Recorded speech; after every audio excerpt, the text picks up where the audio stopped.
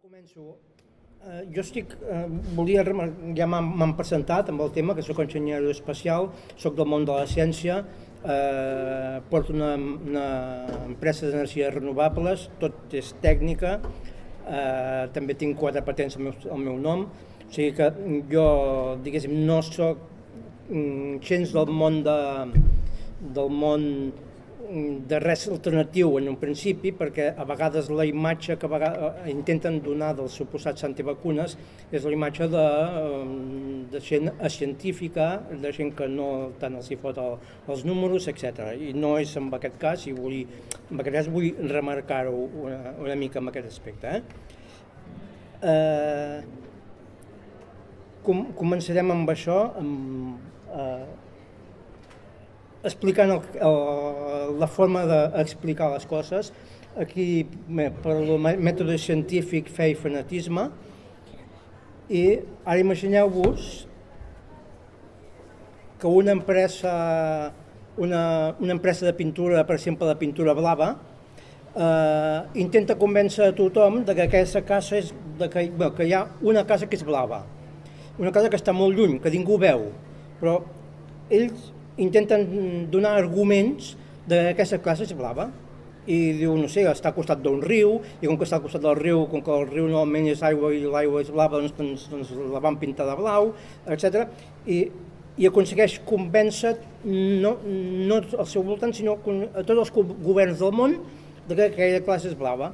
Ningú veu la casa, ningú l'ha vist, però amb els seus arguments i amb les seves fal·làcies aconsegueixen que tothom pensi que la casa és blava.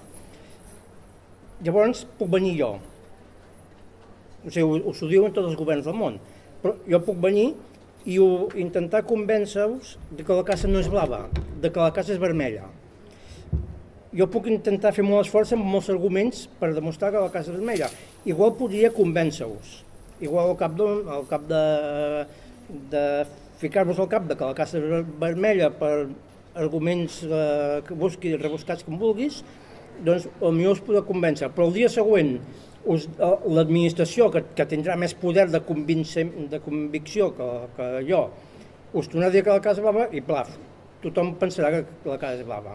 Com puc fer jo que veieu que la casa no és blava si jo tinc la raó? Doncs és ben simple. Heus aquí la foto de la casa. O sigui, ja no us haig de convèncer jo. Vosaltres mateixos veieu la casa. Això pot ser, per exemple, podria mostrar-vos una foto falsificada de la casa.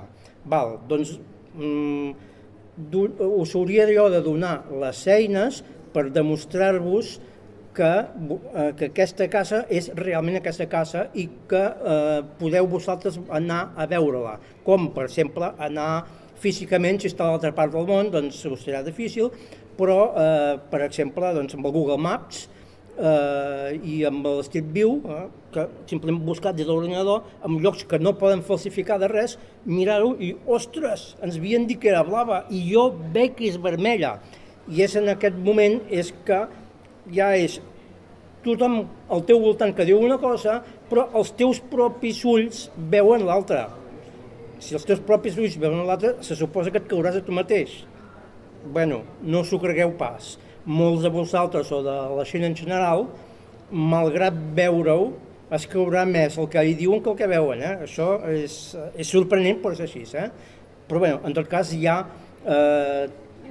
em puc posar en una situació una mica més d'igualtat. He començat amb això per explicar que tot el que ara explico tot està demostrat, i està demostrat amb clics, fent un clic de ratolí, podeu veure que tot el que explico és cert i podeu veure-ho pels vostres ulls amb el document. El document el podeu baixar-lo de la web de la Lliga de la Vacunació. O sigui, entreu allà, podeu baixar el document, tindreu tots els clics i podeu comprovar que no hi ha res del que expliqui jo aquí que sigui mentida, que és exactament així. I vosaltres no m'haureu de creure a mi, sinó haureu de creure-us a vosaltres mateixos. A veure, ara. I abans de començar, una cosa que és molt de lògica, absolutament de lògica, i quan quan no lliga del tot la lògica, hi ha alguna que trontolla i hi ha alguna que fa pensar que aquí us enganyen. Com potser sabeu, la diftèria pot afectar tant petits com grans.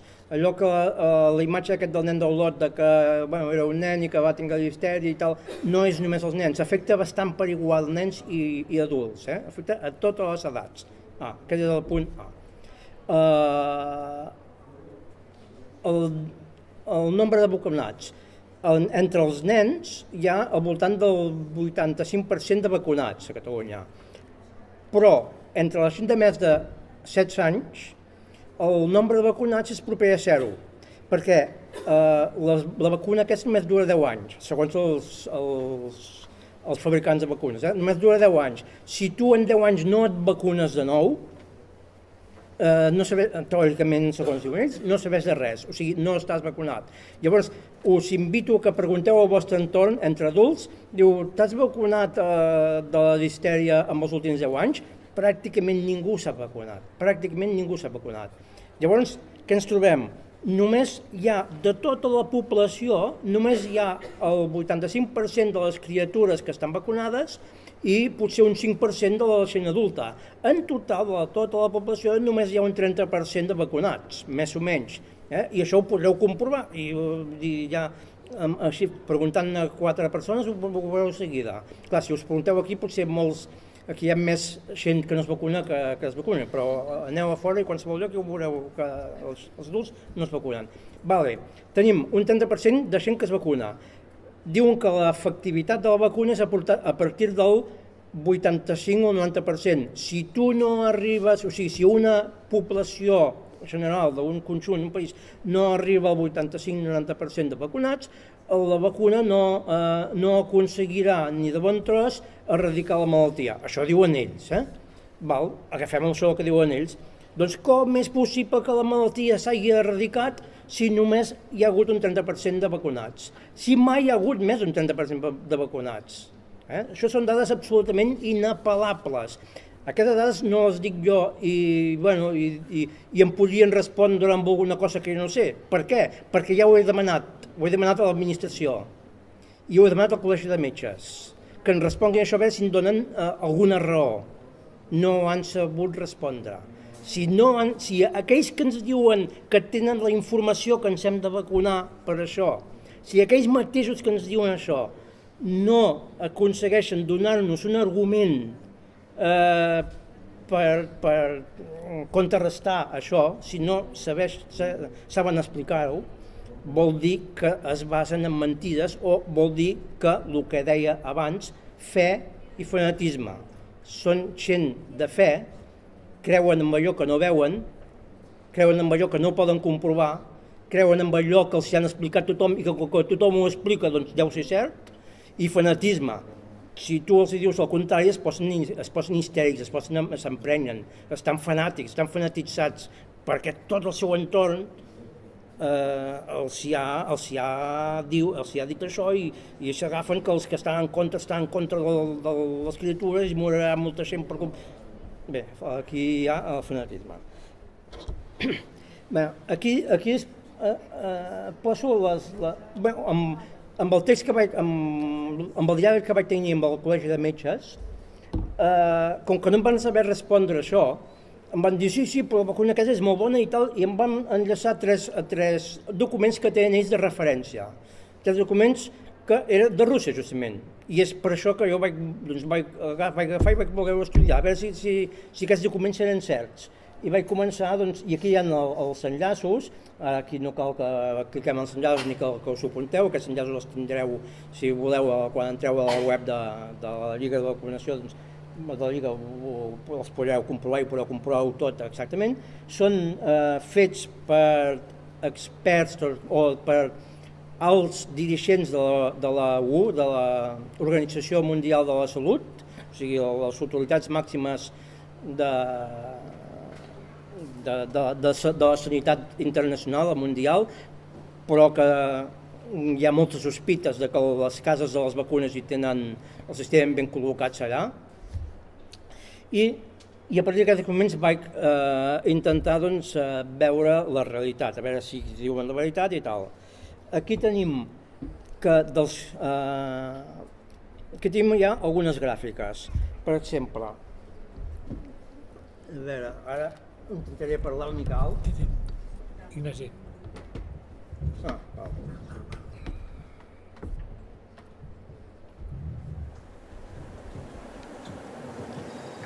Dels 14 estats afectats, evidentment el document, un dels documents només mostren 3 estats. Els que més els hi convé per intentar demostrar el que volen demostrar.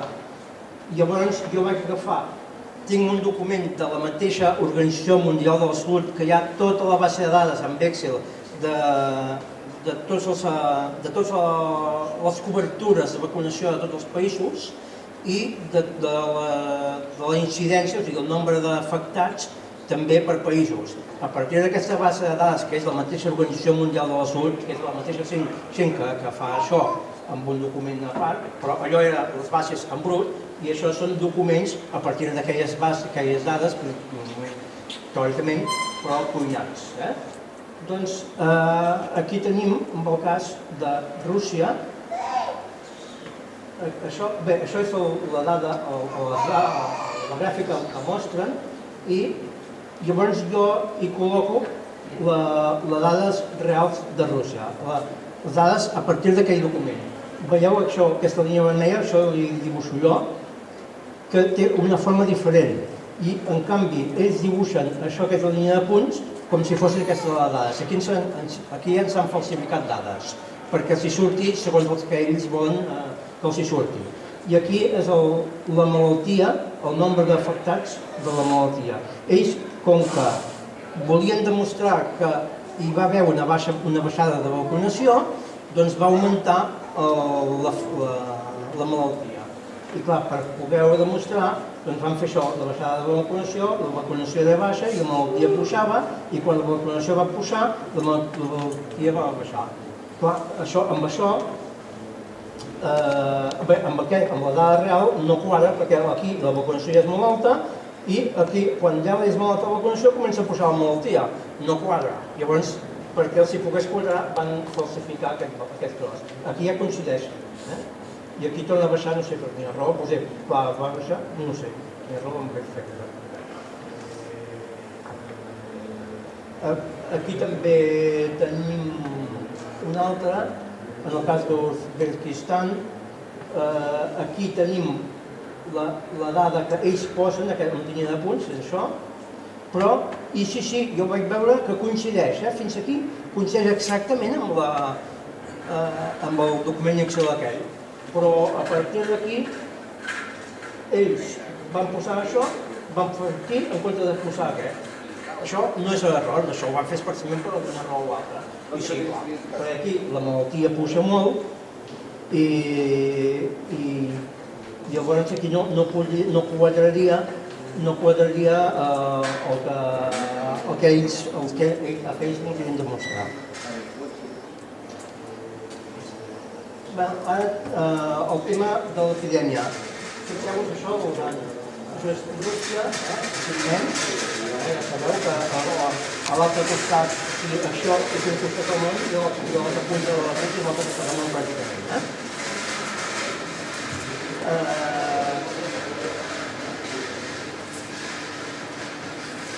Aquí hi ha un gran estat, Pakistan, i aquí 4 estats petitets, aquí sota. La malaltia, l'epidèmia, va començar aquí a Rússia. Llavors va seguir per aquí i va seguir per altres estats. I al començament també va seguir aquests 4 estats van agafar la malaltia i aquest en canvi no. I això està absolutament aïllat de Rússia. Absolutament aïllat. Com pot ser que d'aquí passi aquí la malaltia sense que aquest agafi la malaltia? És impossible. És impossible. I no és petit, aquest estat, és unes 6 vegades França. Posat al costat de Rússia sembla petit, però França seria així, i Espanya.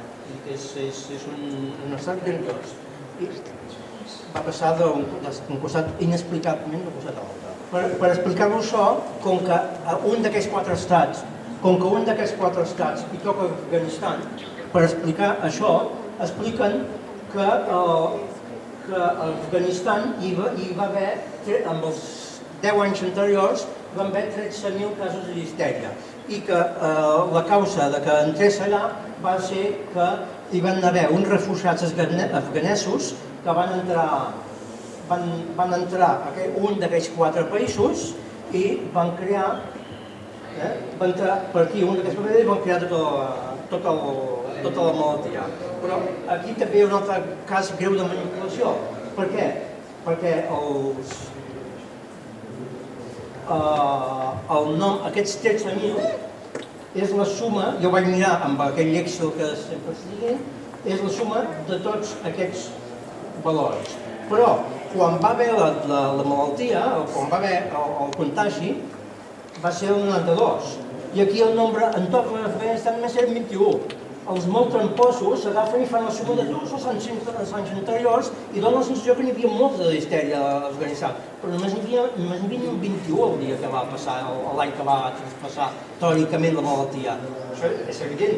I a més, si només hi havia 21 a l'Afganistan, si algun refugiat hagués passat cap a l'altre, cap a un d'aquells estats, com a màxim potser n'hi hauria un, i amb sort. O sigui que és evident que això no va passar així i que ens estan mentint. O sigui, ens estan donant una teoria en la qual és una mentida.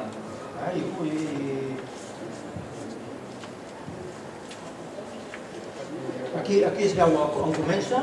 Aquí és l'any 91 va començar per aquí, el 92-93 per aquí, i el 94 li va agafar amb aquest. Però el 94 després, o sigui, aquests països estaven aïllats i ho van agafar. Hi ha una altra explicació, llavors ja us ho diré.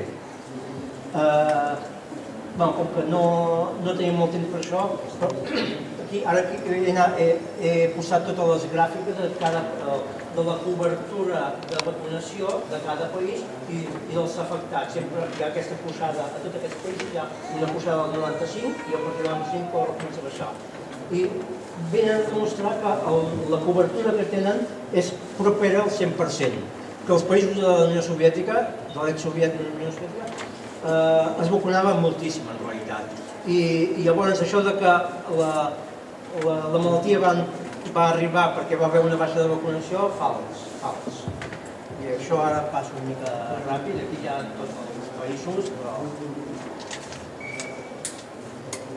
Aquest tenim Afganistan, aquí el poso perquè Afganistan no va agafar la malaltia, però tenia un valor de casos molt baix. El nombre de casos molt baix, aquí no hi ha dades, però hi ha dades aquí i aquí, tenien casos molt baixos al final.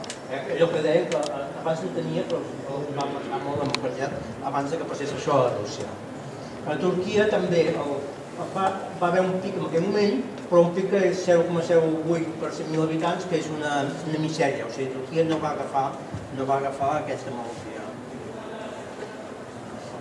Llavors aquí explico com es pot extendre una epidèmia.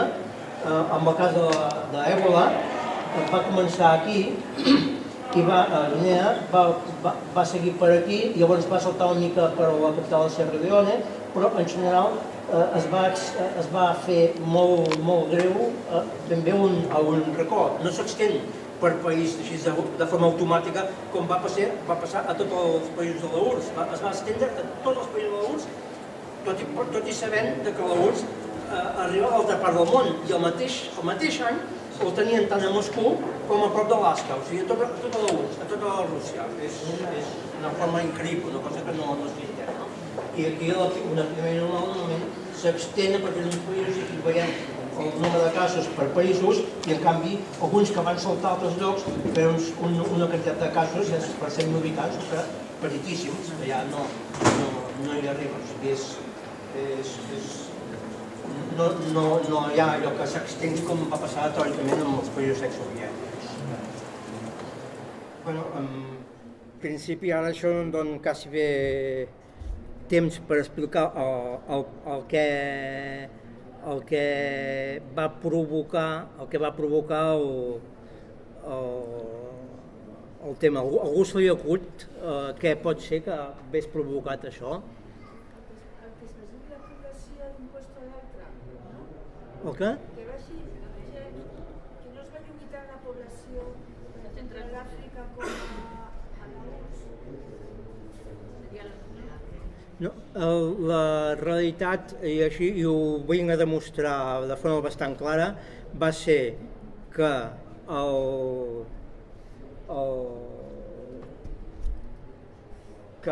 una de les vacunes, la TD, la vacuna d'adults, és la que provocava la malaltia.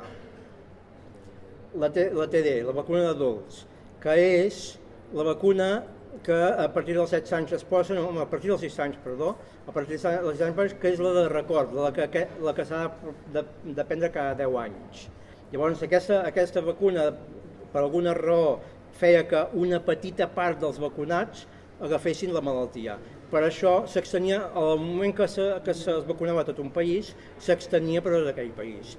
I aquesta és la raó que afectés només els secs soviètics, els països de l'ex-soviètica i Mongòlia, casual. Mongòlia era de l'àrea soviètica, o sigui, no era ex-soviètic, però tota la sanitat li arribava quasi bé de l'ex-soviètica. I hi ha documents que està demostrat que totes les vacunes que es fabricaven a Rússia eren els que anaven a la Unió Soviètica, a tots els ex-soviètics. O sigui que el lloc on es distribuïa aquesta vacuna és el lloc on van agafar aquesta malaltia. I hi ha moltes, i aquí hauria d'allargar-ho molt, però hi ha moltes demostracions que va ser així. Per exemple, els quartels. Diu, en algun d'aquests documents que ells expliquen, diu, als quartels hi va haver una incidència més alta de la malaltia. Clar, perquè els quartels, quan un entra a fer la mili, el primer que fan és vacunar-lo de la vacuna adulta. També els centres sanitaris. També hi ha moltes altres raons en les quals tindria demostrat. I ara, doncs, en principi acabo. Hi hauria bastanta més coses que seria bastant interessant explicar-vos, però el tema del temps.